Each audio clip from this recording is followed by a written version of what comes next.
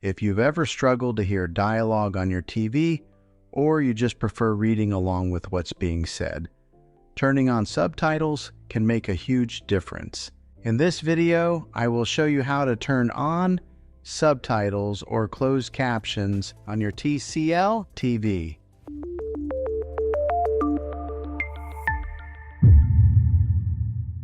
First, grab your TV remote. Start by pressing the Home or Menu button. This will bring up your Smart TV's main menu. From here, look for Settings. Depending on your TV, this might be a gear icon, or it could be listed under All Settings or System. Go ahead and select Settings.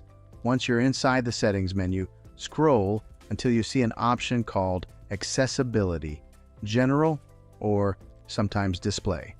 This is where subtitle and caption settings are usually found. Now look for Subtitles, Closed Captions, or Captions. Select that option. At this point, you should see a simple toggle. Turn Subtitles or Closed Captions on. That's it. Your TV should now display subtitles whenever supported content is playing. One important thing to know: some streaming apps also have their own subtitle settings.